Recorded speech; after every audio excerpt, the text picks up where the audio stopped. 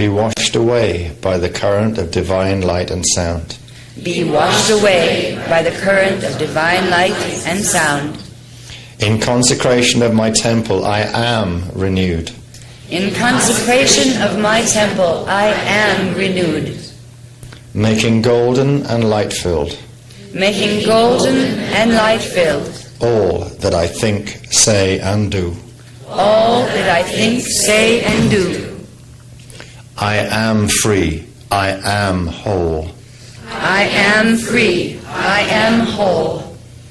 I redeem my vessel I redeem my vessel with the eternal innocence out of which all life springs.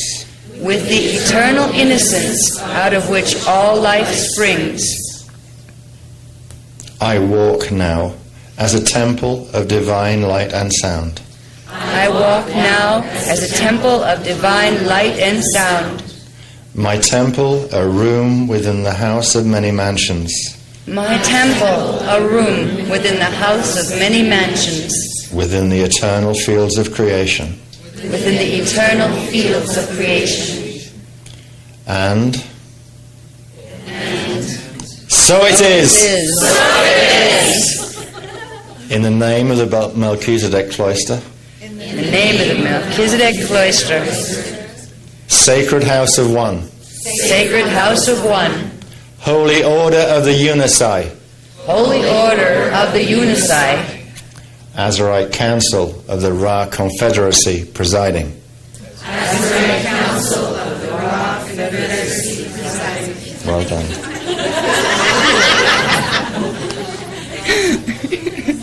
Transmission time. Yes.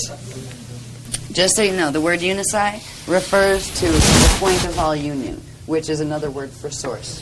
That was the ancient word before the word God came into play. It means the same thing.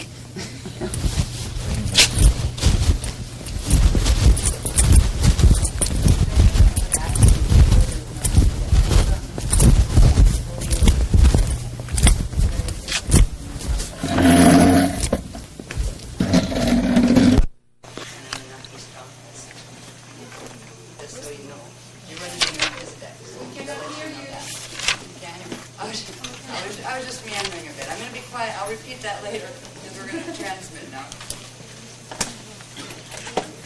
Just try to close your eyes and breathe slowly. Just try to feel the frequency. It's very gentle as it moves through the room. And just be open to receive only that which your Christos self desires you to receive.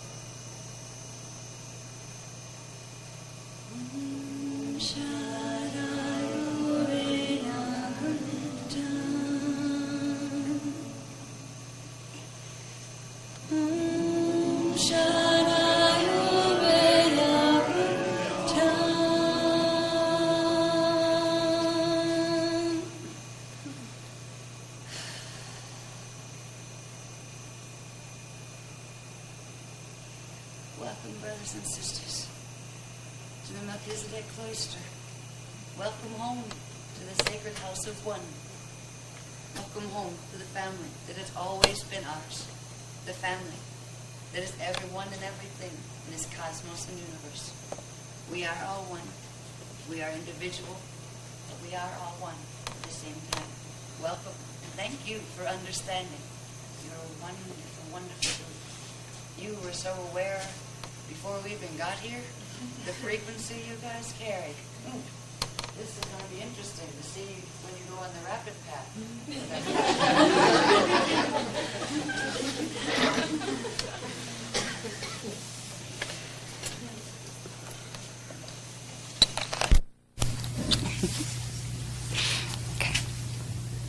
Okay. Just turned off at the bottom bit. Last switch. Just turn.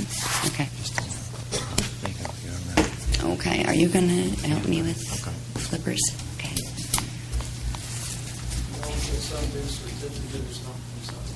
Yes, you do. Yes, you do.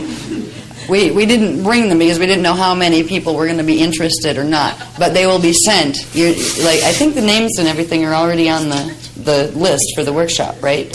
So as long as the names and mailing address, we're going to mail the certificates up here, probably to Monica, and Monica's going to get them out to the people up here. All right. And they're official. They have the temple embossing on them and all of that stuff. So yes, they are. You do have minister certificates coming. Actually, you have rabbinate certificates coming, which is the level 2. And if you're going to be part of the Templar workshop next weekend and you're going to join us there, you'll probably end up with the next one too, which is the Regent, if you're interested in doing that. Okay. So yes, you do get a certificate for that. But you know what? Even if we didn't give certificates, it doesn't matter. You're the biggest certificate you're ever going to get. We're walking certificates. Come on, guys, get it. But we do respect the laws of the land, and that is a protocol that's very appreciated usually here. So we do comply with that in order to allow the 3D mind to be comforted by the fact that it has validation, an external symbol of the validation of the experience it just had. Okay. Now, this is sliding. I don't know if it's the magic of Merkaba, because many of us have studied a bit of Merkaba, but usually don't have a huge idea of what exactly that means anyway.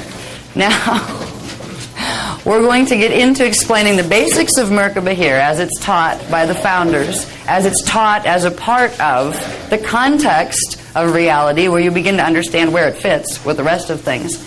In the material that you're going to get tonight, the extra pages that somebody was picking up from Kinko's that before you leave you're going to have, there's more written material, small print written material, that gets in-depth into Merkaba, much more than what I'm going to talk about here. Because what I want to do here is get you through the basics so you understand basically what we're talking about when we say the word Merkaba, where it's located on and in your body, what the important levels of the Merkaba are, because there's many, many different levels. You have little tiny micro Merkabas in the DNA. You have a whole grid of Merkabas called the dyadic grid, and then you have smaller dimensional ones that are in each chakra, and then you have larger harmonic ones that control all the other smaller ones. So the ones we're going to be working with are called harmonic Merkabas. They're 3-dimensional Merkabas. They're not going to be just the D1 or the D2 Merkaba. The other techniques that are out there on planet right now are working with dimensional Merkabas. They're working with very specific parts of select dimensional Merkabas to get them to do certain things. The reason they're not working with harmonic Merkabas is because if you set the harmonic Merkaba where you want it to go, it'll restore all the others. So you can't pick what flash lines you want to make them or force them to go on. So we're going to be learning Merkaba technique. One of the fun parts of Merkaba, and one of the fun parts of healing ourselves through Merkabic healing, is we get to do more than just sit on our bottoms and make pictures in our heads. Now that's great for running energy, and that's very important, a very important part. But when we're in a 3D body, the 3D body tends to feel left out if it can't do something with itself. That's why we tend to fall asleep and flip up to D4. The physical body wants to do something. In Merkaba mechanics that we teach you to use your own physical body and the momentum it's capable of generating to reset the proper Christos spin of your Merkaba fields. They're being manually reset to the Christos spin. The reason that's necessary right now on planet is something we cover much more extensively in the Templar workshop, but it has to do with Earth's planetary Merkaba. In 25,500 BC, there was a major thing that was done to the planetary grids that has to do with the thing in the Bible that was called wormwood, and it has to do with a planet in the New Age movement that's called Nibiru. There was a thing done to the planetary Merkaba and the D1, 2, 3 level. The planet's Nethra phase magnetic Merkaba, harmonic magnetic Merkaba, was put on about 92% reverse spin, which means its flash line sequences are going backwards, which means its mathematics are running backwards. This is what's holding our mutation, the checkerboard mutation in the DNA template. This is how they did to us what was done to the races, not just human races, but all species on this planet. Now, we have the good fortune that there has been enough grid repair done where we got D12 frequency back into the grids when we had the opportunity to do so in January of 2000. That was a time when we could do this because it was called, it's a time in a stellar activation cycle, which is a word for a Stargate opening cycle, when something occurs that's called grounding of the stellar bridge, which is a set of Merkabas that come down from density 5, literally spiraling frequency down, forming a bridge of Merkabas, which is a bridge of frequency, a pillar of frequency, that comes down and it intersects with Earth through the galactic template, then through the solar shields and template, and then through into Earth. Because there was enough work done by the founders' races and the guardian races in higher dimensional fields, we were able to anchor for the first time in over 200,000 years the D12 frequency. This is what gives us the power now, that if we know our mechanics and know what to do with our bodies, we can progressively amplify how much frequency, D12 frequency, Earth brings in to heal herself. The more we draw D12 frequency from the Earth grids, the more Earth draws from the solar grids, the more that draws from the galactic grids. So, because we have D12 frequency available now, we have the ability to begin to manually reset our own Nethra phase Merkaba, which is the lower Merkaba that is, it's like being in a funnel of energy. There's actually some strange geometrical things happening with Merkabas right now in our bodies that they're actually not supposed to be shaped the way they are. But they're shaped this way because of the mathematical mutations, which changes the geometrical relationship between flash lines. So, you can visualize the beginnings of your Merkaba by imagining you're in a spiral of energy, like this. It's composed of dimension 1, 2, and 3 flash line frequencies, and they spiral around. It looks like this now. It's in the shape, the whole Merkaba field, this one and the top one, is in the shape of what's called a star tetrahedron, and you're actually walking around in it. The Huva bodies that we've talked about, your auric levels, they are what's called a form constant, a sphere, an elliptical sphere that forms in the center of Merkaba fields. Merkaba fields are sets of counter-rotating spirals of electromagnetic energy. All right, they have specific rotation spins in relation to each other. The magnetic goes counterclockwise, the electrical goes clockwise. Now, what we're going to get into tonight, the salutation, it's going to come after another technique called tribal shield activation, which gives us the power of thrust, enough frequency running through where we can actually reset the Merkaba after it through a salutation. But we're actually going to use, once we have our currents activated in our body, we're going to use the physical body itself to begin setting the right spin ratios on the harmonic Merkaba, the density 1 harmonic Merkaba, which in turn is going to put the spins back to the Christos spin of the dimensional Merkabas, of the dyadic grids in those areas, of the DNA template Merkabas. Now, it won't hold. It will be temporary because the planetary grids are still primarily going on a reverse spin. So, if we do salutations frequently and manually reset, and they're fun, it only takes a few minutes. It's using tones and dance. Really, just tones and dance and running energy. It's fun. It's like a physical exercise. It's good for you. It makes endorphins in your brain where you get that little high. It's not a runner's high, it's a Merkaba high.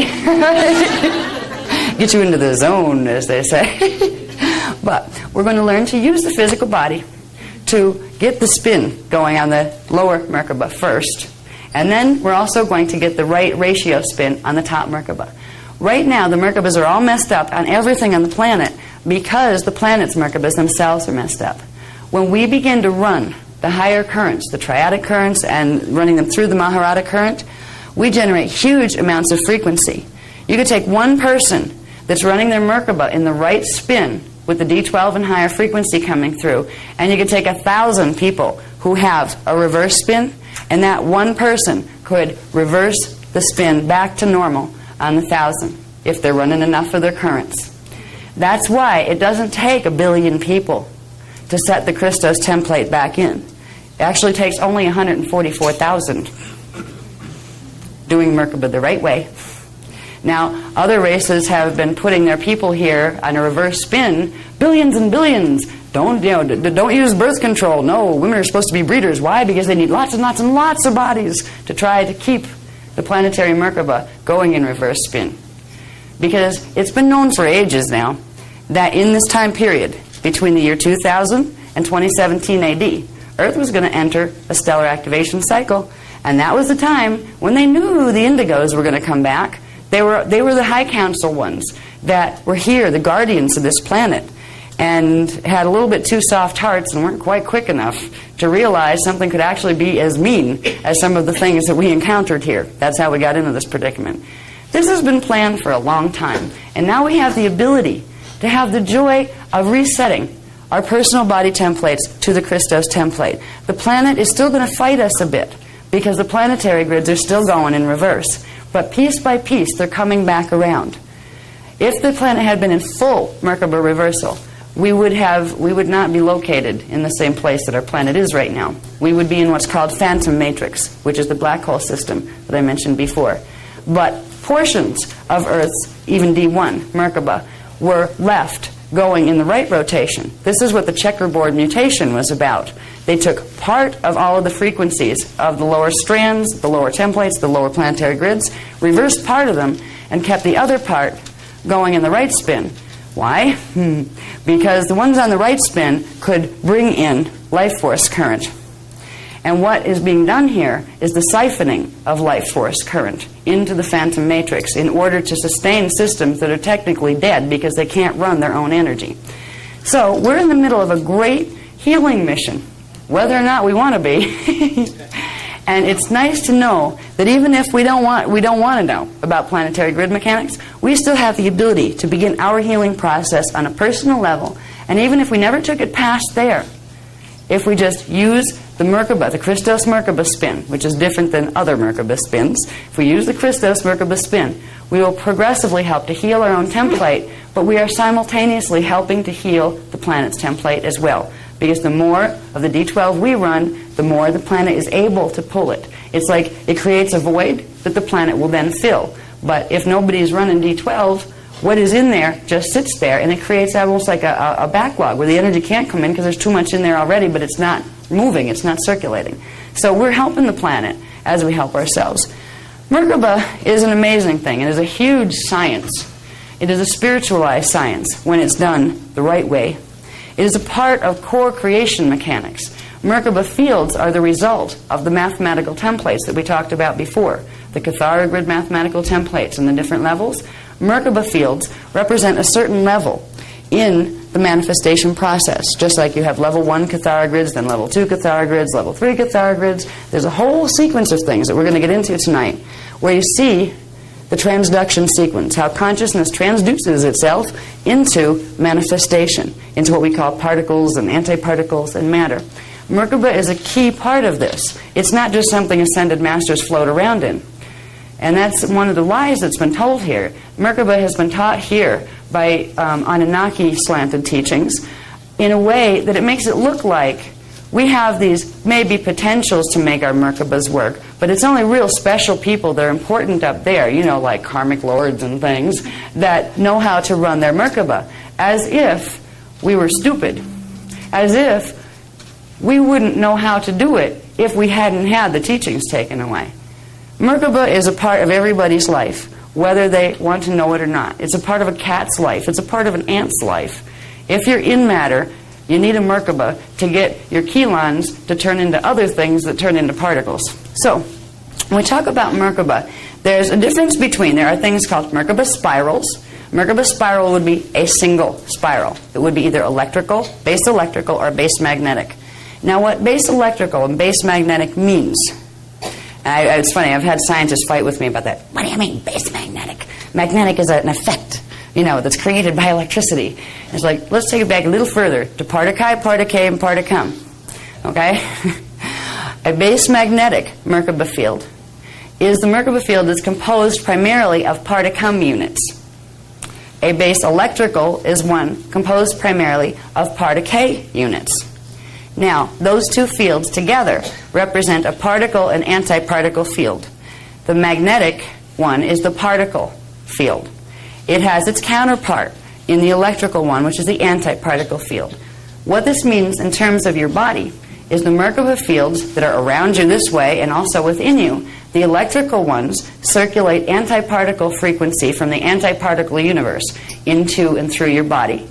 And the magnetic one draws particle universe up from this Earth grid and brings it into the body. What they're supposed to do when they meet in the middle is combine particle and antiparticle and progressively over a sequence or flash line of time transmute those particles up to the next density level. But when you block any of those frequencies and any of those Merkabas or get them running on a rotation that's not in the divine blueprint, they can't transmute. Their particles bump into each other because they're not working the proper way. You can't bring particle and antiparticle together.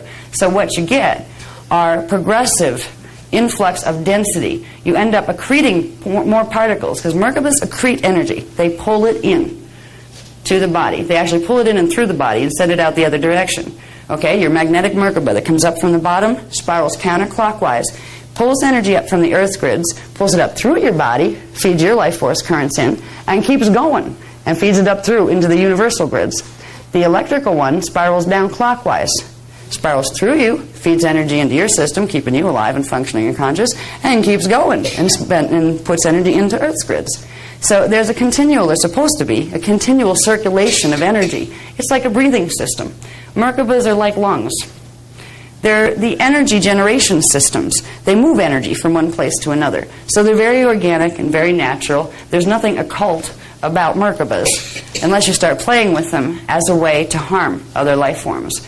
Then it takes a little turn into the occult sciences, where you're trying to use divine science in a way to fulfill your ego and cause harm to other things, which is against the divine blueprint. Now, Merkabas are interesting. We have Merkaba spirals, which would be the single ones. Then we have something called Merkaba fields. A Merkaba field is a set of two spirals. They work like black and white holes, like a set of black and white holes, just like chakras. Now, if you remember chakras, how they look like little bow ties, two little spirals of energy with a little knot in the middle. If you release that knot and move those two spirals of energy together, guess what you get? A Merkaba. Right? If you take the two little bow tie ends, which are, spiraling circulations of energy, take the little knot out of the middle, which is the crystal seal, they move together and they form a Merkaba field. A Merkaba can be looked at in two-dimensional terms as a six-pointed star. But when its actuality in three-dimensional terms it's a star tetrahedron shape, which is two tetrahedrons, one up and one down. Now, with Merkaba, we have Merkaba spirals, Merkaba fields, and then something else called a Merkaba vehicle. Now, the Merkaba vehicle is what you can move through portals with. That's the thing that if you can make your body do it, you can move between flashline sequences. You can move and change your angular rotation of particle spin and pop up in different flashlines of time. You can go vertically up into the densities, or you can go horizontally, or you can go diagonally. Now, to make a Merkaba vehicle requires Thank you. To make a Merkaba vehicle requires two of these, one pointed up and one pointed down. You need two spirals to begin with. Then you make a Merkaba field. That gives you a field, but you're not cruising yet, okay? You're feeding energy into yourself, but you're not cruising.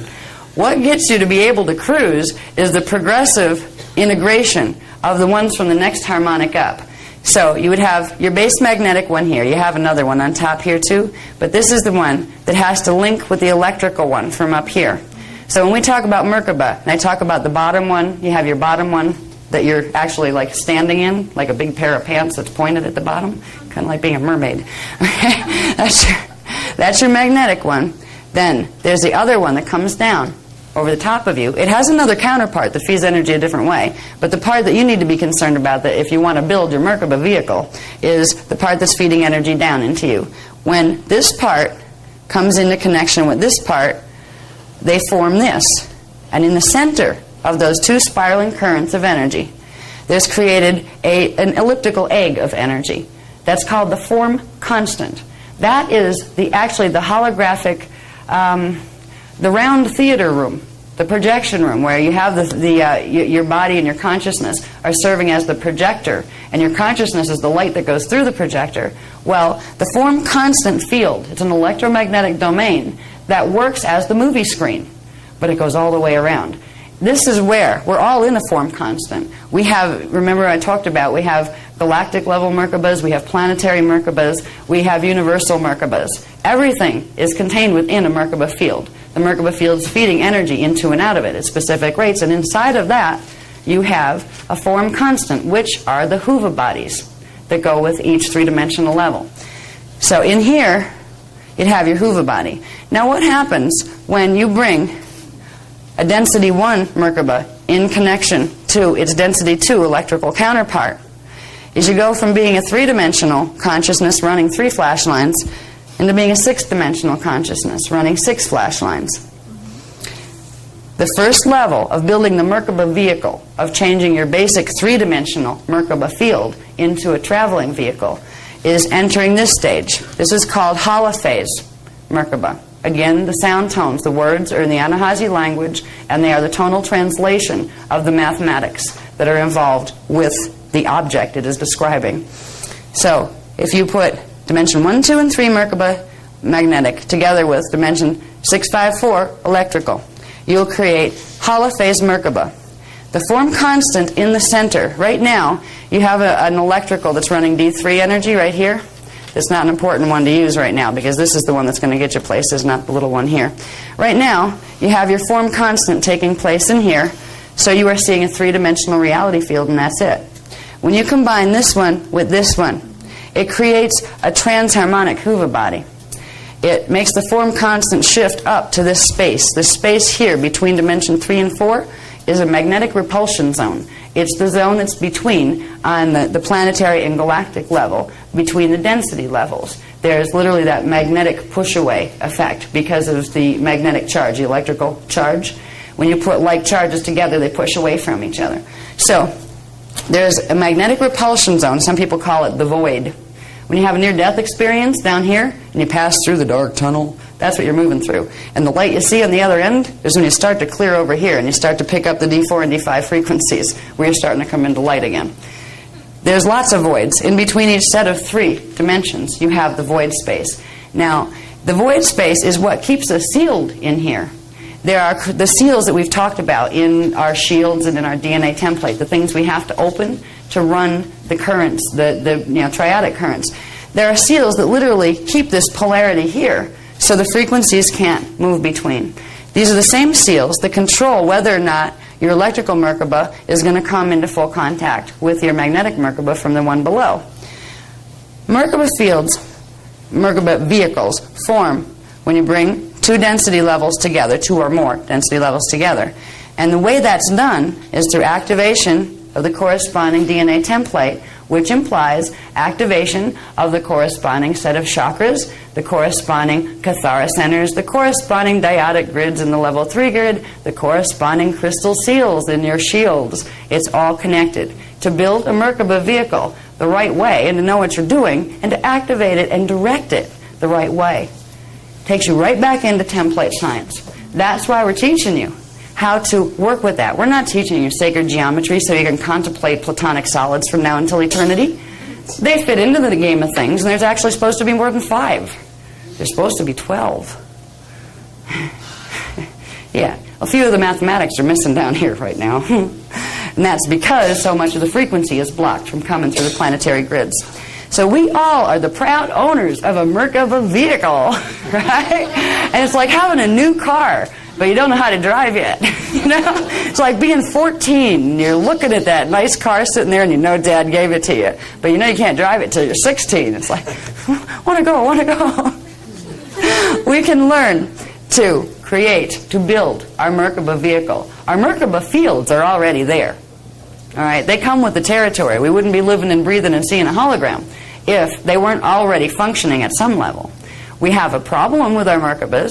Right now, if we don't do anything with our bodies to begin resetting the divine blueprint, we have our bottom one going on an electrical spin.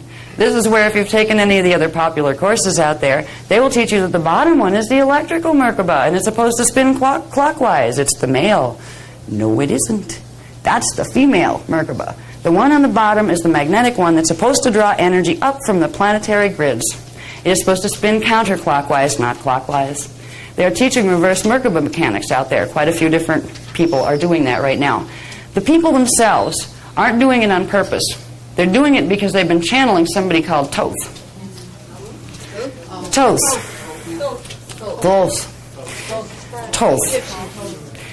Thoth the Egyptian, Thoth the Atlantean, Thoth the Anunnaki, the Nibiru and Anunnaki. Okay? That's who he is. I know Thoth, personally. I had a stint on Nibiru with him once upon a time when I was representing Emerald Order Council. He used to be nice. He was actually trusted for a very long time. But there are some real issues that happened. 22,326 BC, he bailed out of the Emerald Covenant, and he decided to run what was called the Luciferian agenda, which is a whole different agenda. So, when you hear about the teachings of Thoth, you will also find out there's something called the Temple of Thoth and the Paracletes, and they teach things called the checkerboard matrix as the way to Christ consciousness. Yeah, right? Well, the Merkaba mechanics that are coming out through anybody who's talking to Thoth, and Thoth is a collective. Okay, it's not just one being. Thoth is a being, and he's a being that's part of an Anunnaki collective. In the Templar workshop, we literally get into showing you the families of Anunnaki and who comes out of where. And you'd be amazed who's out of these families. We have one group of them that are different from the Thoth group that are called the Satan family. Satan! You know, all these names from our Bibles and things, they have some truth to them. But what they don't tell you is, just like we have families, like the Joneses and, you know, the whatever, any name, Smiths, Jones, whatever. Well, they've got family names up there too. All of our stories have been built on what has been going on between certain fallen angelic groups and certain not fallen angelic groups, including humans. Yes? This is a little off topic. I read somewhere where the Thoth Collective is claiming responsibility for building the site of Giza. For building Giza? Yeah, building all the pyramids and the construction. I'm sure they are. They claim all sorts of things that aren't theirs, like the human DNA. The Thoth matrix are the ones who bailed out of the Emerald Covenant in 22,326 BC, the last time we had the potential to have a stellar activation cycle, when the founders were going to fully reset the divine blueprint on the planetary grids. They're the ones that assisted before that fact in 25,500 BC to assist another group of Anunnaki called the Marduk group into putting something called the checkerboard grid into the planet. It was held into the planet at Stonehenge. That's why Stonehenge has been very, very popular for a very long time. There's a lot of grid mechanics and things that if you want to understand what's happening now, and you want to understand where the pieces fit from our legends, our mythology, the New Age movement, who's talking to who's talking to what does it matter? I suggest coming to the Templar workshop, because this all wraps up into what just happened in the United States with those Twin Towers going down. Directly connected, and that was only the first.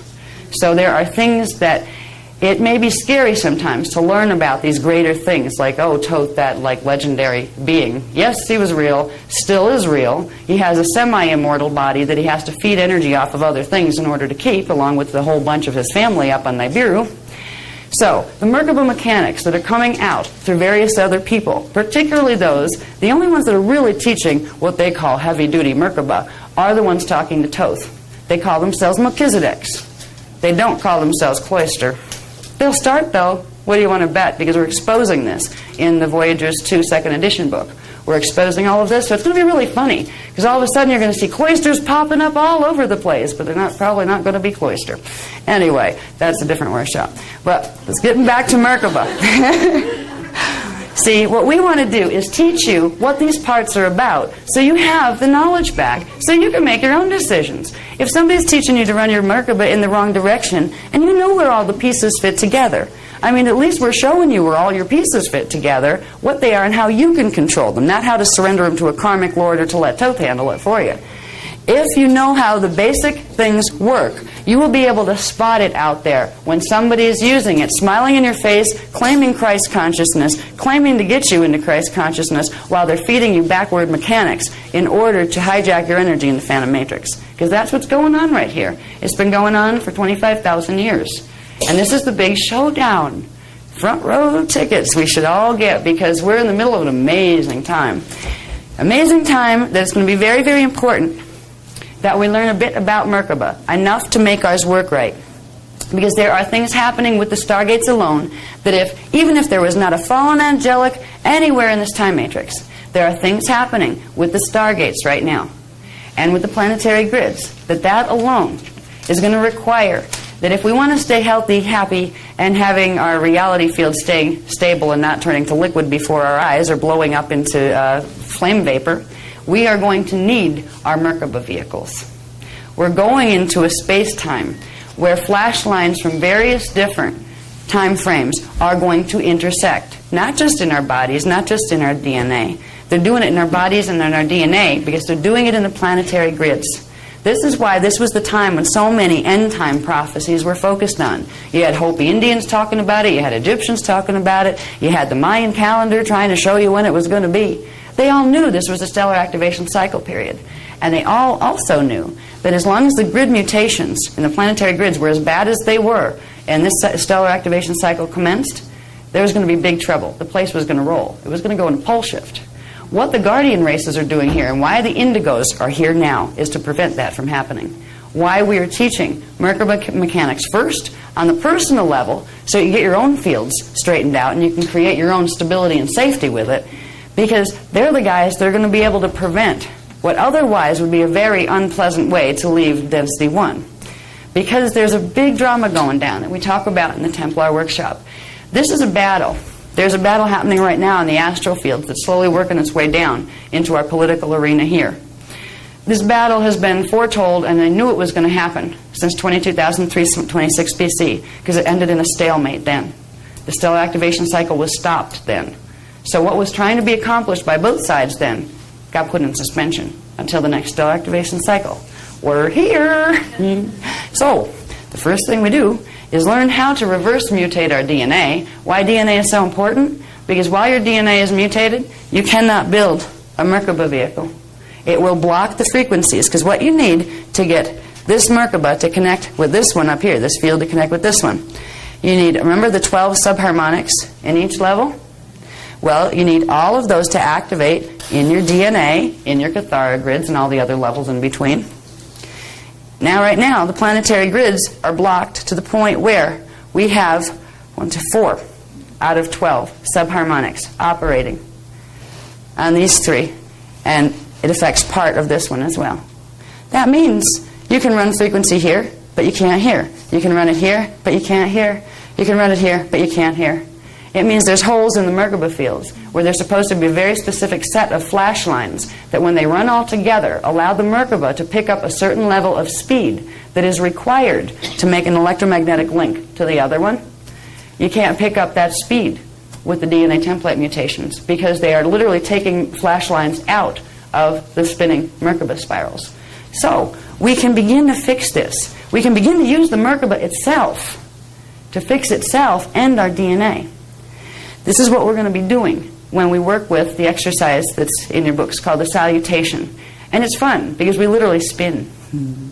We get up and spin, and it's really funny because if you spin too fast when you first start, you fall down. I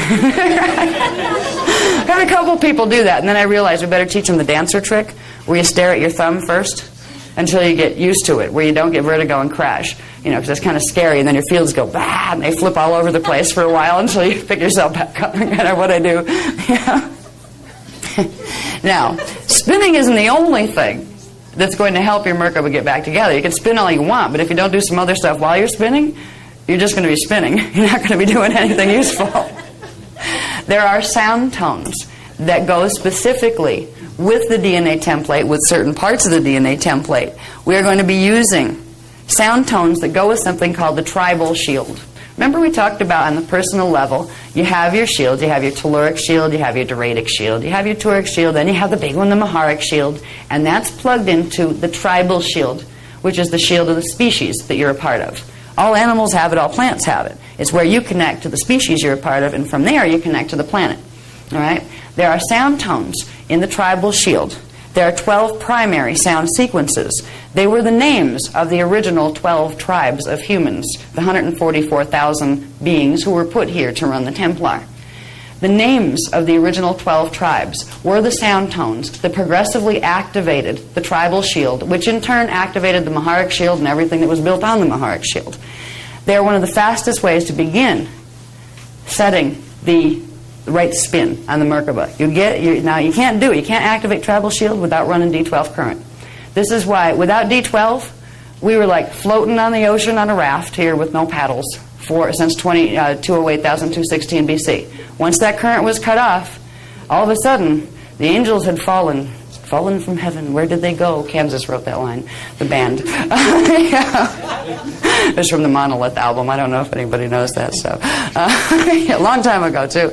Anyway, we need to be able to build our Merkaba back. We're going to do this first. The first stop along the way is getting the D3 one straightened out so we can plug in to the next one. At this point, there are mutations in most of the DNA template, little twists and little reversals. All it takes is one to blow a Merkaba. All it takes is one subharmonic in any one of a three-dimensional field. Out of those 12 subharmonics that run in each one, all it takes is one to be reversed, and it will block the interactions that are supposed to take place with all the others. What's fascinating about Merkaba is its connection to DNA. Now this is just a quick illustration of a DNA template. All right, that's the scalar grid beneath the chemical DNA that the chemical DNA manifests on. The first three strands correspond to that Merkaba. So as these activate and turn on the frequencies, flash lines, those flash lines start to integrate here and start to build the Merkaba vehicle. Now we have distortions in these three strands. What would happen on the chemical level, I wonder? If these three were working the right way, if the strands were working right, what would it look like chemically? It would look like a very interesting thing taking place within the hydrogen bonds. In the DNA chain, you know how DNA looks like a little ladder? Science shows us it looks like a little ladder. You have sugars and phosphate chains on the outside. And then you have a series of 4 chemicals that make the rungs of the ladder. Those 4 chemicals are linked together. What links this heli to make a ladder is a hydrogen bond, which means a molecule of hydrogen holds the chemicals together. There's something that's supposed to happen in the hydrogen bonds when the Merkaba is working the right way, the DNA is working the right way. If your DNA is working the right way, you have these little codes in here that weren't on this one, but they were on the other diagram that I showed you. There are fire codes in between strands. When they fire, when they activate through certain things running through your shields, they will allow strand braiding to begin, which means this strand can start to overlay with that strand or to overlay with this strand. When that starts to happen in the DNA template, the hydrogen bonds in the chemical DNA start to change. Something called turnstile DNA sequences flash on. These are transient DNA sequences. They manifest temporarily, and then they demanifest and go dormant again. The turnstile DNA sequences turn on part of what is called junk DNA by our scientists. You have spacer DNA, and I think it's the intron DNA that's the non-protein producing one. So this is all directly connected. This is all directly connected to what's happening in our chemical DNA that science is telling us about. Science doesn't know about turnstile DNA because they never saw any.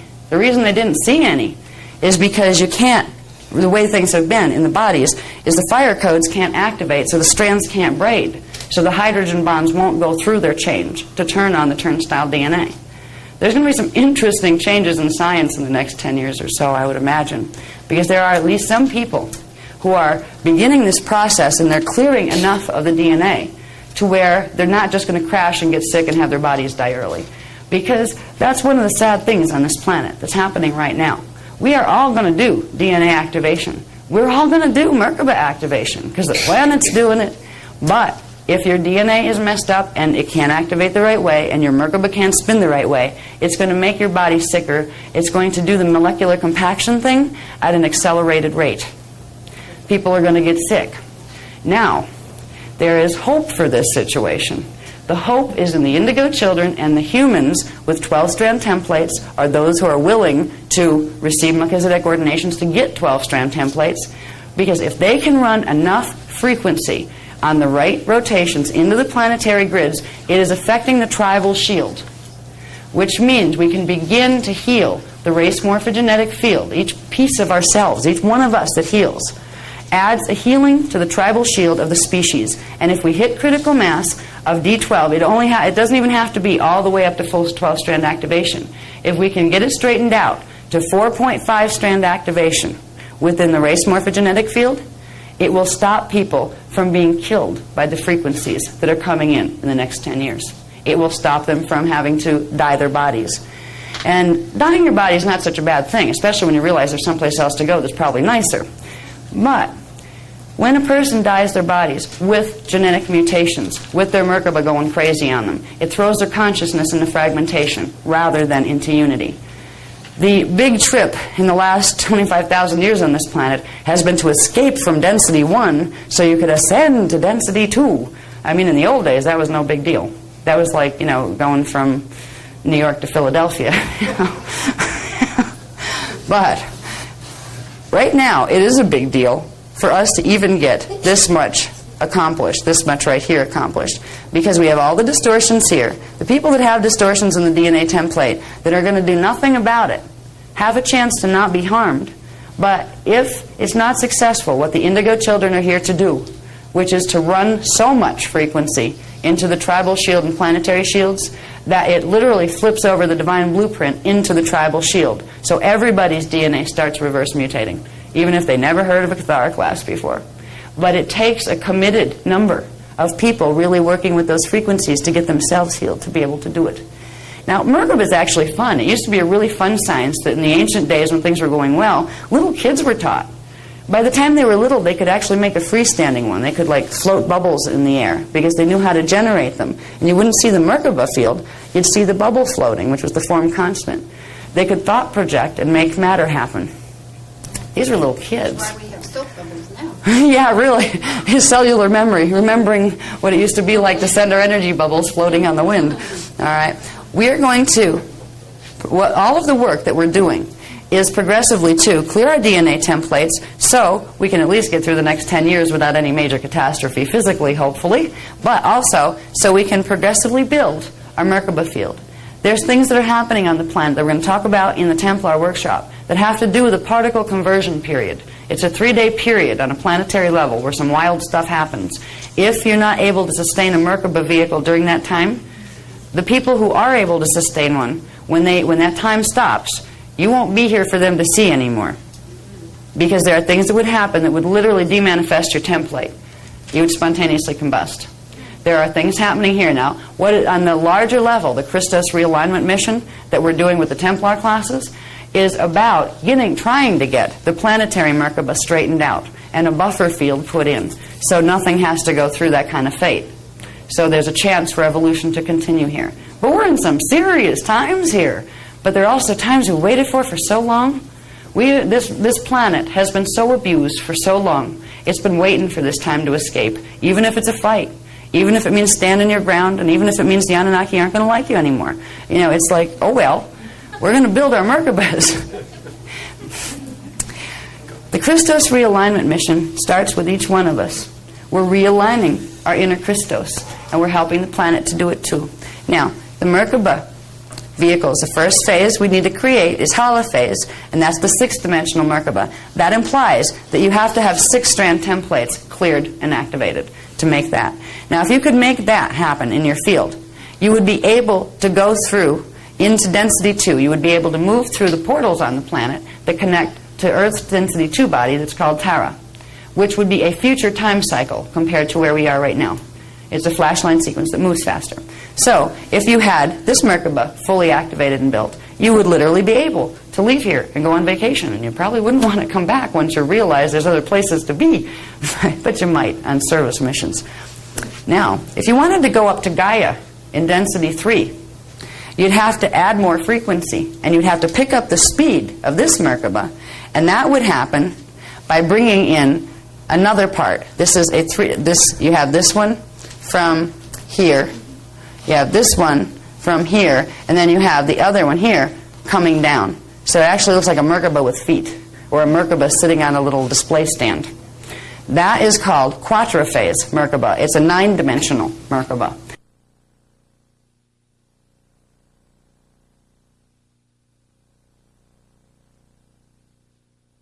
Days, like more sophisticated detail work on Merkaba. The most important thing is that I want to teach you right now is so you know what it is, you know what it corresponds to, you realize its place within the greater sequence of things that have to do with manifestation here, that have to do with your Kathara grids and your chakras and all the other things, including where you might be in 5 years or 10 years. Okay? Now, let's see. I'm going to move from there. Okay. I'm going to go... The first piece of this one? No, I don't think so. Where are we with this? I don't want to do this. No, it's the end of the old. Okay, yeah, I need to come back here to the beginning of this. This is the new material. So I want to go back to the beginning of this. I'm going to go through this stuff fast so we can get to the codes, but... There, okay. What's this? Don't need that. Okay. What does that say? Is that currents? All right, yeah, we'll start with that one. Okay, now, we're going to learn first, very quickly, we're going to just go over what we really already learned about primal life force currents. Now, these are the things, all these energies we're talking about moving all over the place, these are those, okay? These are the things Merkaba fields and dimensions and your consciousness and all sorts of things are created out of. Primal life force currents. All right, page. This is the 214. That's in the Kathara 2 introduction in the back. That would be after Kathara 1 end. Okay. Again, we have our good old 15-dimensional time matrix diagram. This diagram is wonderful. There's so much information you can learn that gets plugged into here. It's really great. All right, so we have harmonic universe 1, 2, 3, 4, 5, dimensions 1 through 15. Okay? Primal life force currents. You know that pillar, that Shaddai pillar that I told you about before, the pillar of first cause light. That's the one that starts up here, sound to light. Then it goes down into pre-matter, into the Christos liquid light field. Then it comes down into the etheric matter, to the semi-etheric matter, into the physical matter. This is a current of frequency of consciousness that circulates continually through the structures of the time matrix. It doesn't just circulate through them, it actually manifests as them. So the scalar waves aren't something that exist over here and the consciousness moves through them. The consciousness actually takes on the form of these structures. The primal life force currents take on the form of the structures everywhere from particle, particle, and particum all the way up to the matter particles and everything in between.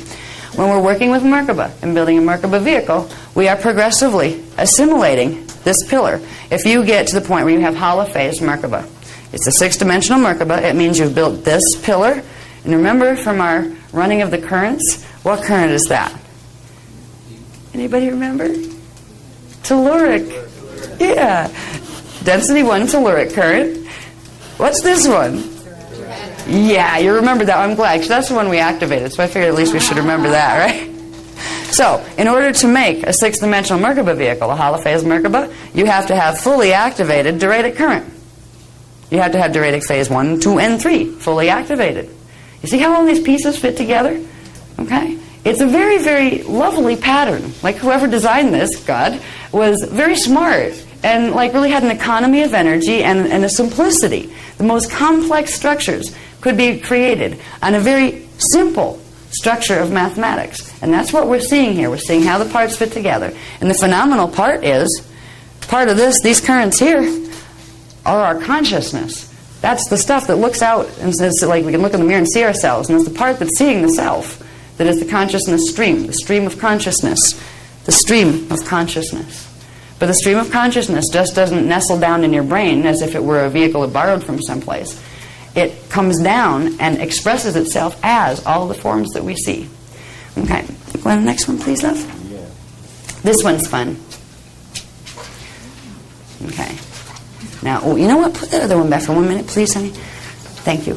I just want to point out something here because it goes right with the next diagram. These guys up here, okay, these currents, this is primal sound field, right? These are primal light field.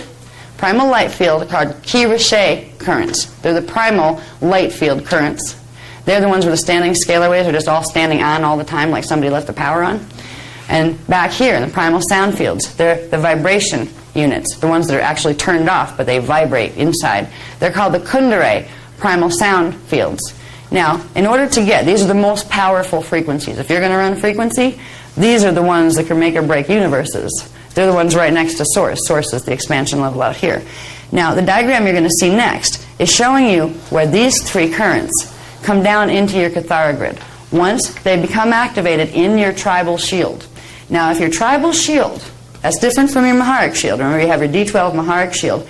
But then you have the tribal shield that plugs you into the Maharic shield of the whole species that you're a part of.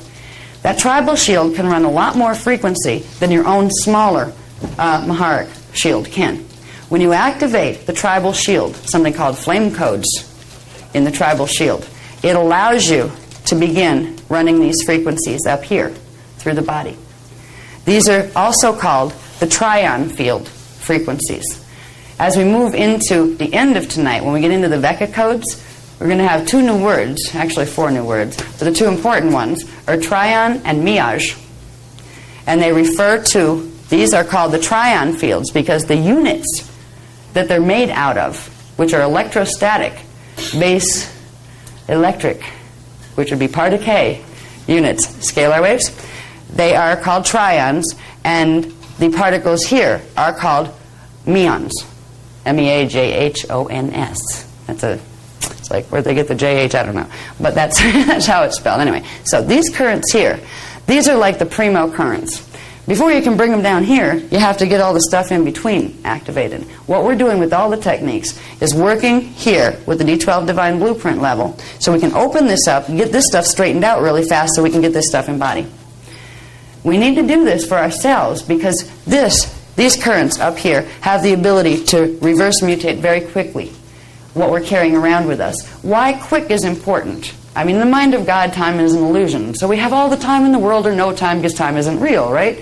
There's a lot of philosophies that will take you there, and in one sense that's very true. However, when you're in a linear time cycle in one flashline sequence that does have a matter density level and it's in the middle of a stellar activation cycle, and people are going into a stellar activation cycle with DNA that's chopped up like it's been through a meat grinder, there's going to be some real holographic problems on your hands.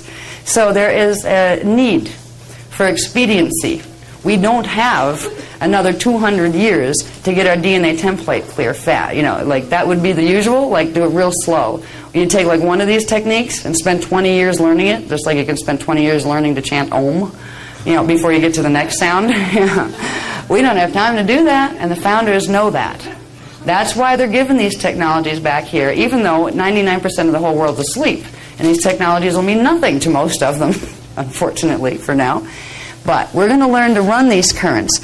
When we do round tables in the Templar workshops, these are the currents we're running. You have to, minimum, you have to run D12 or you can't even open the planetary grids. These guys up here and these up here are where you begin to run very powerful round tables, which are planetary grid healing endeavors. But when it comes to healing your own planetary grids, if you are a planet, and we all are little planets unto ourselves, and they say every man's an island, but no, it's more like every man's a planet, a universe unto themselves. These frequencies will expedite your process of straightening out any messes in through here like nothing else. But they have to come through the D12 Christos blueprint. Okay, now I'm going to show you where these come into the Kathara grid. Yes, please. Okay. Remember our good old friendly Kathara Grid, that thing that exists inside of us that we never knew we had? Okay. This is page? 215. At least I'm learning to ask the same question. 215. 215. All right. The embodied Kathara Grid.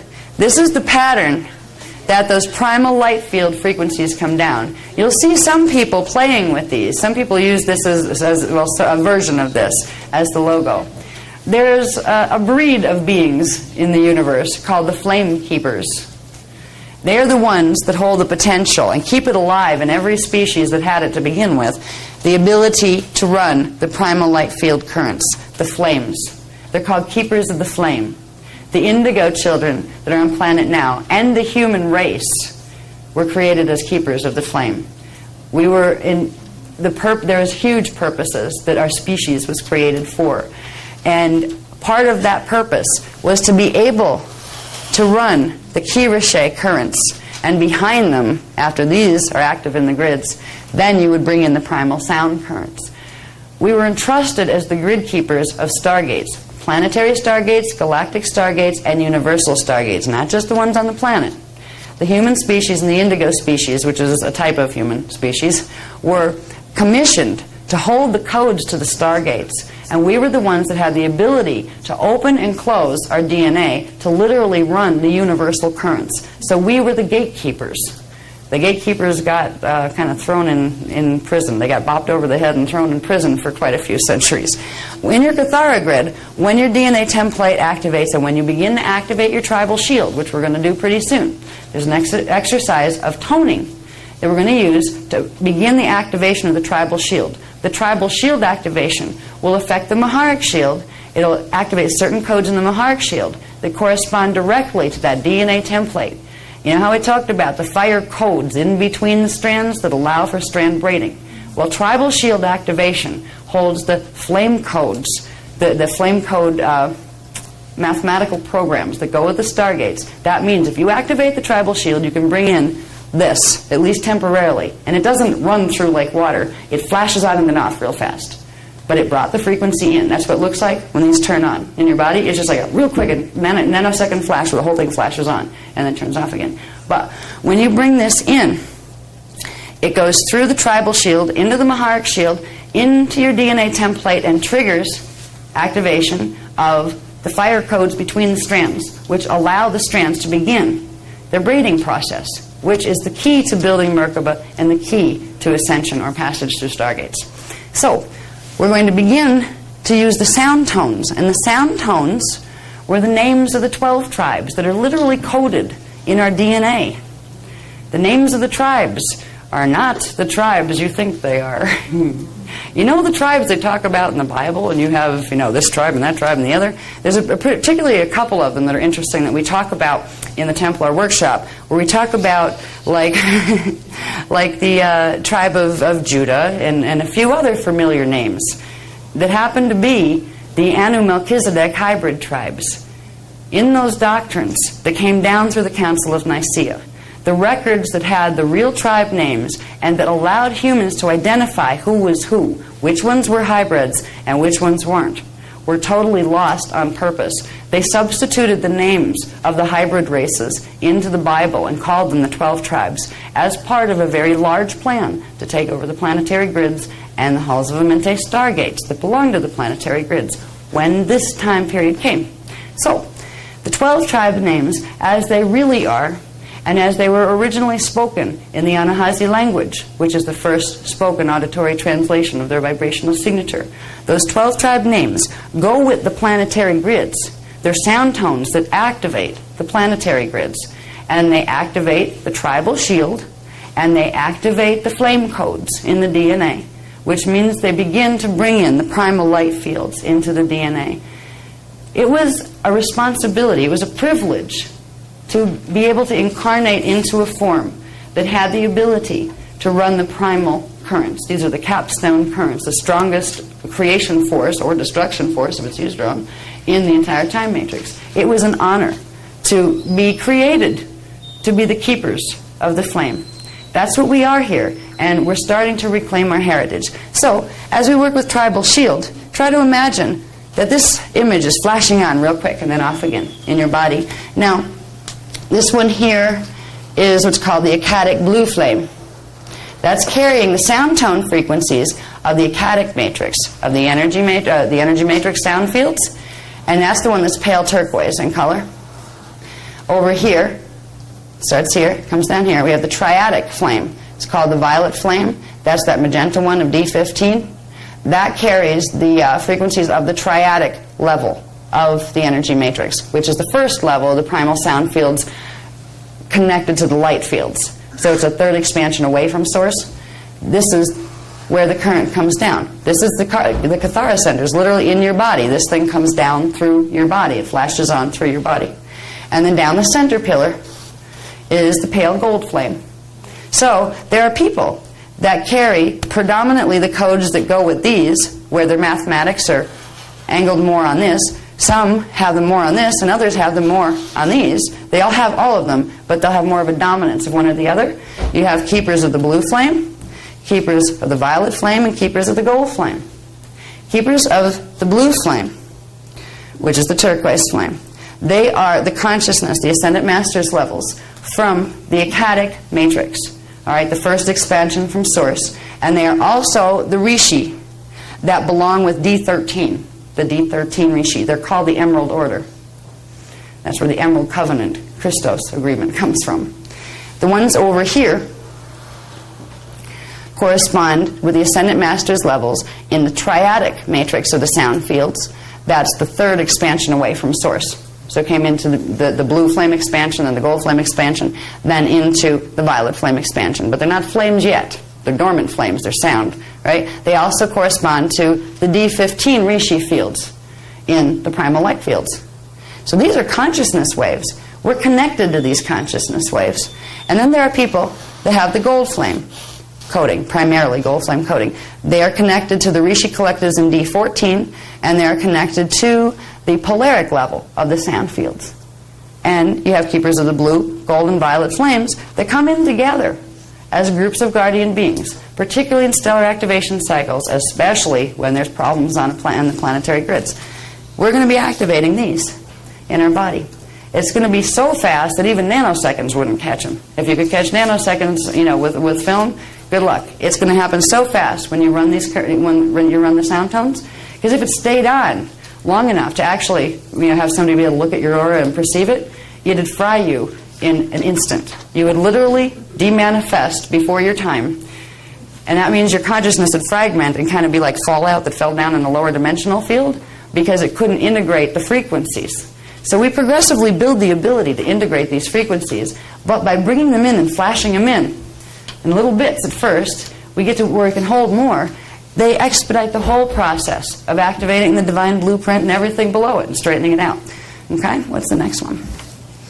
And again, these are directly connected to Merkaba. Okay? Which ones do we cover? No, this is in relation to the primal life force currents. There's different information on them. They're same grids, but there's different information on them. Yeah. Okay, this one I don't need to do because that's pretty self-evident. Yeah, but there's something here. Okay. What you'll find in the back section, like on page 218, for example, you'll see some of the diagrams you had before in the earlier section, but there'll be little new blocks of information on them. So if you see the same thing, don't assume it's a copy immediately until you check out the little boxes to see if they say the same thing. Okay. Yeah, I'm going to show that. Yeah, that's... Wait a minute. Universal life force currents activating the Kathara. Okay, I'm going to put this on just for one thing. Yeah, okay. When we go from there, from those flames flashing on through our Kathara grid, I'm just going to show you this real quick. Remember our shields? Remember the shields are the things that are connected to the levels of the Merkaba as well. The shields flash on in response to the primal life force currents coming through. The tribal shield, which is the shield that actually begins the rotation of all of the other shields, the smaller ones, that begins to activate. This is the new block of information on this chart. When you see it, it's small, but I wanted to cover each base. Okay, how does that affect this part of the anatomy? How does it affect that part with the primal life force currents? This simply says, as universal life force currents activate in the Kathara Grid, DNA, chakras, auric levels, and body, natural awakening of the dormant scalar shields occurs.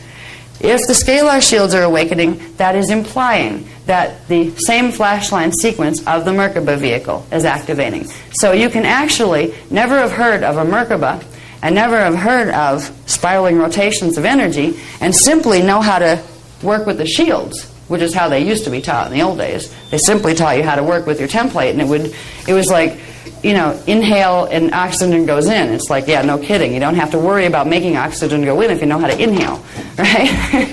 So we would always teach the shields and how to activate your shields, and it would form the Merkaba vehicle. So we never worried about rates of spin on Merkabas and all that kind of stuff. That's only when you're trying to do something with Merkabas that the divine blueprint wouldn't do for you.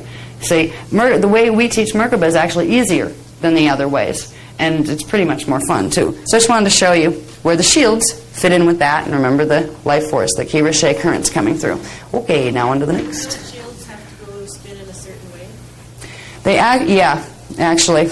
We get into that base tone, overtone, resonant tone. Base tone equals magnetic equals counterclockwise. Overtone equals base electrical equals clockwise. Resonant tone equals electromagnetic equals it has both clockwise and counterclockwise spin. So if you look at the dimensional fields and the chakras, that's where you start to get the spin rates. Now if you look at a three-dimensional shield, that's actually composed of one of each, base tone, overtone, resonant tone. That's when you have to take the whole 15-dimensional time matrix into consideration. Density 1 base tone, density 2 overtone, density 3 resonant tone, density 4 base tone, density 5 overtone, primal sound fields, resonant tone. Okay, so and that would determine the spin. Okay, on your shield, this the density 1 shield would be a counterclockwise spin because it's a base tone. As a harmonic, it is a base tone. Okay, now this one, another familiar diagram. There it is again, right? But now it has arrows all over it. Right? Okay. This is simply naming the currents for you. Page 220? Yep, 220. Okay, this is simply showing you. We already learned what these currents were, right?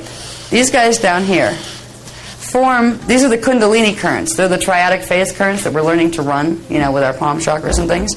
Okay, they are the Kundalini currents, and the pillar, the 9-dimensional pillar, when that fully assembles itself, which means if you had, what phase Merkaba would this be? If you had density 1 pillar activated, density 2 pillar activated, and density 3 pillar activated. Quatra, 9-dimensional. Yes, the 9-dimensional quatra. All right. So as you're building Merkaba, as you're activating DNA, as you're activating shields, you're building the pillar of light. First you're building, or at least when you do it from the bottom up, and we're doing it actually from the top down and the bottom up, and we're going to meet in the middle, but what most ancient ascension schools taught, they would teach you to activate this way. That was the long way home. You'd progressively integrate and build these currents, but you wouldn't touch these until you earned it by going through this stuff. This is the Antankarana, the 9-dimensional pillar. That's the name of the thing that forms once you have all of those 9-dimensional frequencies, flash lines, activated in your DNA, in your template, and in your Merkaba vehicle. At that point, you would be capable, if you had full 9-dimensional Kundalini activated, you would be capable of popping back and forth vertically in portals, or horizontally if you wanted to. You could move simply by the will of thought, and you could project yourself into density 3. That'd be the highest you could go. You'd still have to activate the rest of this stuff to get even further. And you're no way at all an ascended master as far as this life, you decided to ascend and experience it. There's a lot of things running around over here in D5 that call themselves ascended masters because they're awfully impressed with themselves from getting from here to here. And that's really unfortunate because when you get too impressed with yourself when you're here, you tend to never look higher. They're missing a lot. You know? So this is the Antankarana pillar that goes with the quadriphase Merkaba. When it's fully activated, you got quadriphase Merkaba. You have 9 strands of the 12-strand pattern activated. Up here, you have your D10, 11, 12. These are your Maharic currents. The liquid light fields, the D12 Christos currents. These are the ones we're stimulating into activation. By using the D12 frequency that's available finally in the planetary grids, bringing it into our bodies, we're triggering the building of this section. And that's going to trigger the activation of this this way as we're working it this way. So we're literally working both ends. So it's going to be a much faster process of integrating our identity levels and building our Merkaba vehicle.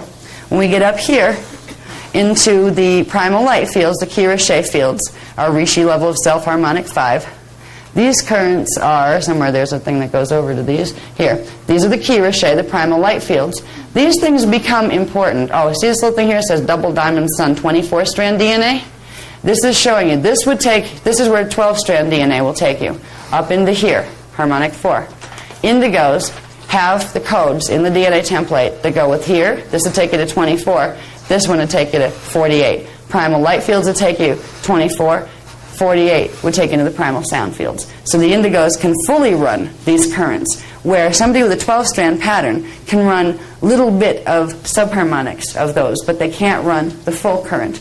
There was an agreement made where you didn't need a whole fleet of beings on the planet that could all run this because you'd blow the planet up. So there were all ascended masters that agreed to come in. Humans were ascended masters. They agreed to, some of them would take the 12-strand imprint, some of them would take the higher imprints, and they would all do their part in running the frequency. The higher the imprint you had, the more responsibility you had for the cosmic matrix and for taking care of the ones who might get lost below you and those kind of things. So these currents, it's important to know our currents as we go into Vecca codes. Because the Vecca codes, we're going to talk about Vecca codes in a minute, and we're going to learn some stuff that I'm still learning that has to do with the codes that go with these frequencies up here, the mathematical programs, and how to activate them directly in the DNA template, in the Kathara Grid. The Vecca codes do this, but they do more. So if we understand that these are the frequencies we're working with right now, and they're going to help us rapidly build this, it helps us get an idea of what we're doing. When we're doing Merkaba, when we get to the point where we're spinning around like tops, what we're doing is progressively resetting the right spin rates here on these and here on these, so they can begin to plug into each other the right way. So we can begin to first create holophase Merkaba, which means we can begin to get strand braiding happening between our D1, 2, 3 strands and our D4, 5, 6 strands. We're on the way to soul integration, where we'll become fully embodied souls. We already thought we were, most of us. You know, we are souls, but the rest of us is up there. Yes? Is that why kids love spinning so much? Uh-huh. Yeah. That's why there's a whole bunch of things that once you start to understand what Merkaba is about and what the body systems are about, things like hula dances, they were done for a reason. The whirling dervishes type people, they were doing this for a reason, but they lost touch long ago with what the reason was. They just kept the tradition alive. Right? So when we do round tables, it's a riot. You have a very special configuration where bodies are placed in very specific areas, and they spin and they sing. And then in the old days, which we're just getting into learning for the Dance of Life program, there was something called suriyas, which were movements that directed sound. So they're very specific. The closest thing I've seen is, what's that martial arts thing called? No, not Taibo. No, not Taibo. The real graceful one, Tai Chi. All right. Tai Chi is the closest thing I've seen to the ancient suriyas, which are after you learn to use tones to activate this stuff, and you're using those, after you learn to use symbols and to run currents, then there are body movements that directly amplify and move stuff that can begin the creation process. This is where you start to actually learn how to create. That's why even now in our mythologies, where if you see a wizard, there's always really weird poof, hand movements and things with wizards. You know, people that do magic usually do these like weird gestures, and they have strange things. That's like a cellular imprint coming through in fiction on what used to be. There were very specific ways to move if you wanted to direct energy very, very specifically for specific purposes. Like if you were levitating half the pyramid up the hill, and you wanted to make sure your currents were strong enough, you wouldn't just be lax and lazy about it and lay on your back and cross your legs and no, you would very carefully hold your whole body tension a certain way because you knew your body was directing the energy just like a bow and arrow. So you had to be very careful if you wanted to have a good result and not drop your pyramid on the way up the hill. You know? Okay. All righty, we can go to the next one, love. I don't think no, I'm not going to do that one right now. We don't need to do that.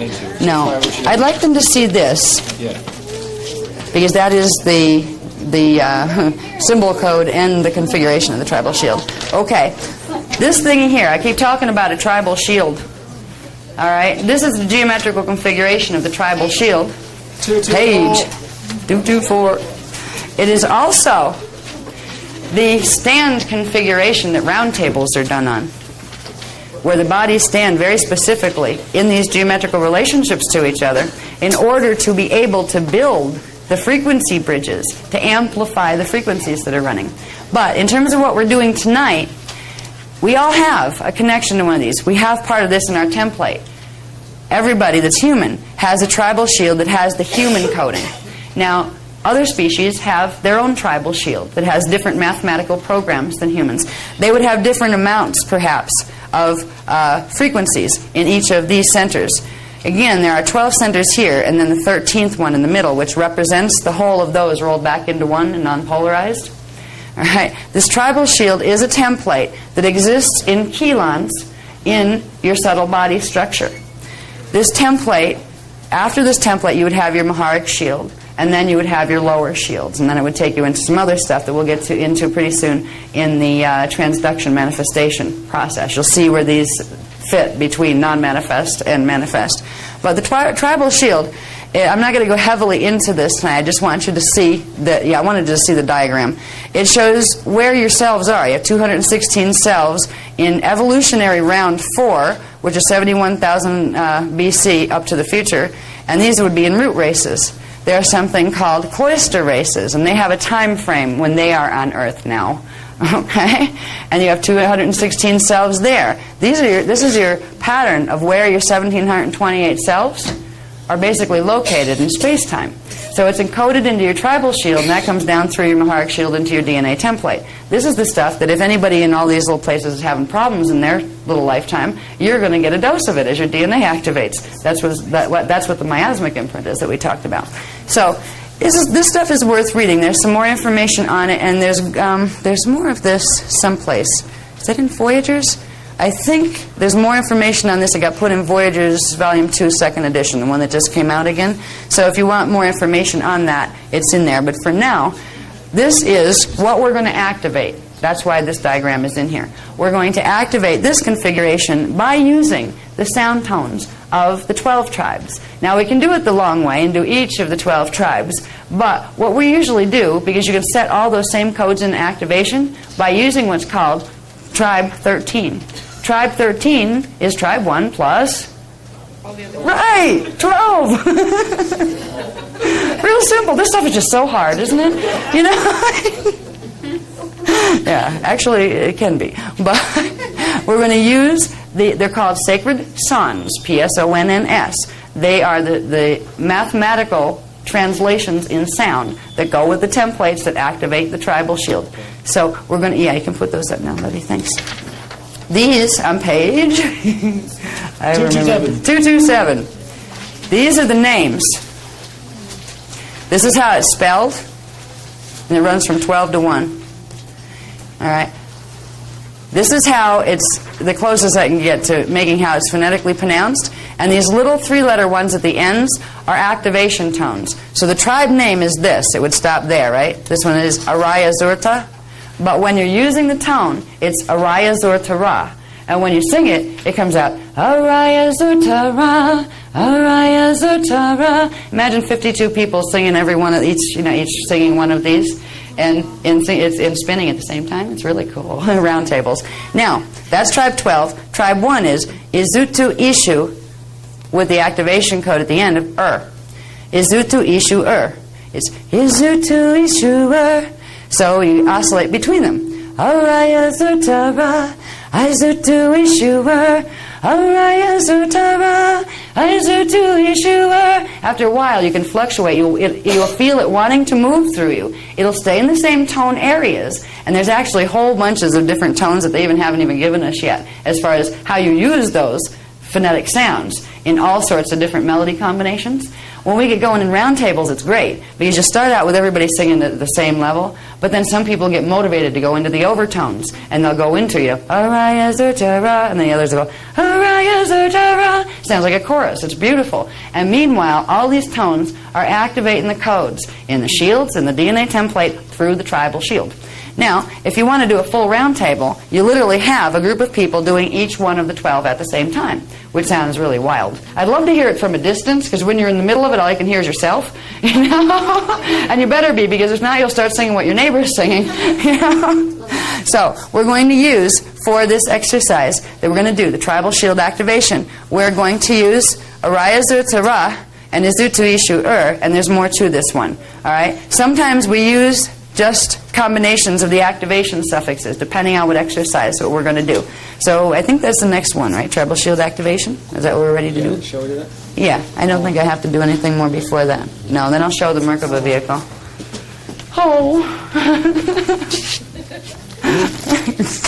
Alrighty. Now what page is that on? Do they have that? They have that in there, right? This is my book. That's your book. Does your book say the same thing as their book? Right? Does it say the same thing? It's not a different version or anything, is it? No, it's the version. You never know. I mean, you know, as things evolve, you know, if you had one from like 1 month, but then it got fine-tuned as it went along, I want to make sure we're reading the same thing, because you have this in your book. All right, this one's current. Good. Wonderful. I'll hand this over to you then. I'm going to get a... The tribal shield Q zones activation together, which is sometimes simply referred to as creating a Q zone. But it's actually a major and preliminary component in the build-up to running a rainbow round table. Okay. Now this can be done as an individual exercise in relation to something which follows this, which we refer to as the salutations, for personal activity. But we're actually using this now in that way, but it's also the beginning of the rainbow round table work that we do in groups, all right? Hope that didn't confuse you. Now the first thing that we're going to do is to tone, and when I say tone, it means we begin to recite the names of Tribe 12 and Tribe 1, as Ashana was already pointing out to you. And we just use the tribe name as she sounded them for you. Araya Zotora, Isutu Ishua. And what you do, you begin toning. You get used to the feeling of it, okay? You know, we're not singing a new song by a famous band. What we're doing is we're forming a personal relationship with energy. And you feel it in terms of the way that that tribe name feels to you, regardless of what anyone sitting next to you is doing. You get closer and closer and closer to feeling it. You won't get it the first time you do it necessarily. But as you begin to do it, I ask you to begin the toning and to begin to develop the feeling. And as you do that, I'll ask you to increase the frequency, the rate that you're toning. And I encourage you to move with the tone. All right, to make your own variation, to make your own sound in relation to it, until we build pitch and frequency. That's basically how this works. Now, I will ask you to do that for a period of time, for like 2 or 3 minutes, until I can feel what you're doing with the energy. All right, when you've got it to the point of its purpose for this gathering, then I'll bring you down slowly. All right, and don't just drop it. You don't drop something sacred like this. You just stop. You come down slowly and gracefully, respecting the divinity of you and your relationship with it. The next stage is, I will actually, I have them, but I can't remember right now what they are, but we will use 3 of the master songs, okay? And we will tone those for a while. So when you come off the tribal names and you come to a gentle, graceful halt, then I will start you on toning just 3 of the suffixes or the songs, okay? And we'll do that for a period of time. Now at the end of that, I will bring you down to a slow and gentle stop again. And then I will say to you, allow your own Christos song to emerge. And you will allow whatever tone that is wanting to move through you and come out of your mouth. Soul sound. As uninhibitedly as you can manage to do. Okay? And just let it go. That will be allowed to happen for a little while, and then I'll bring you to a gentle stop. In fact, you might not even let me stop you, but never know. And at that point, you'll go into a period of silent, kind of open sensitivity to planet Earth, because you will find that Mother Earth will respond. It's what we refer to as the back song. And you will feel it rather than hear it. And then we will repeat the 3 suffixes that we've used. Okay? And if we weren't in such a cramped space, we would do a bit of Merkaba spinning. But in this setting, tonight, in this situation, we won't be able to do that. So, we're going to do the salutation. what? We're going to do after this, we are going to spin. Well, I don't mind chucking the furniture through the window. We need it, we got to spin. We don't have to spin on this. Not on this. On the salutation, we The do. salutation. We have to. But here we don't. No. Not on this. Well, unless you want to come and stand in the front where there's space. All right. So then, we'll start you off just gently on 3. Araya Zutura, Aisutu Ishu Okay, so just as I said, just feel your way into it. Don't worry initially whether you think you're saying it right or whether you're creating